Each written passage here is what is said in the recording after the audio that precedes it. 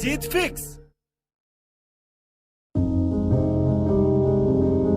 कभी कभी दिमाग में ख्याल आता है कि यार मुझ में कोई ऐसा जादू आ जाए कि मैं उस वक्त में पहुंच जाऊं जब एग्जामिनर मेरी कॉपी चेक कर रहा होगा, और उस वक्त में मैं उसके दिमाग में घुसकर अपने आप को पूरे मार्क्स दे दूं।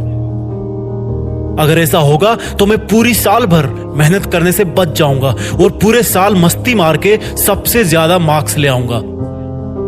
कोई तो ऐसा महामंत्र होगा जिसका हमेशा जप करके मैं असंभव को संभव बना दूं और मेरी पढ़ाई में सबसे ज्यादा मार्क्स ले आऊं।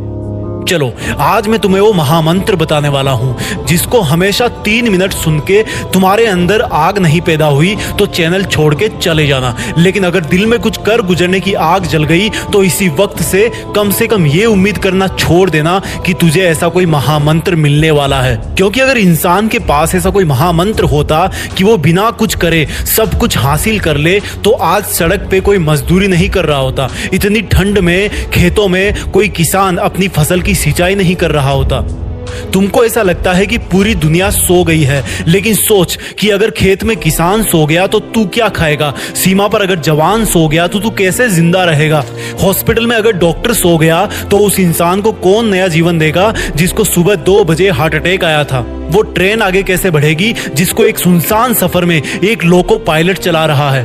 और सुनो, तुम भी तो लाइफ में कुछ बनने के सपने देखते हो ना। कोई डॉक्टर बनने के सपने देखता है तो कोई आर्मी में जाने के सपने देखता है। तो सोचो, तुम्हें अगर वो सपनों की दुनिया मिल गई तो क्या उसमें तुम्हें कोई जिम्मेदारी नहीं मिलेगी? तो क्या तुम अभी कोई जिम्मेदारी नहीं उठा सकते? उस पिता को खुश रखने की जिम्मेदारी जो कभी ऑटो चलाता है, कभी नाइट शिफ्ट करता है, कभी तुम्हारी तबीयत को लेकर तुम्हारे बेड के पास जागते जागते सोता है, तो कभी तुम्हारी भारी भरकम फीस के लिए सोते सोते जागता है।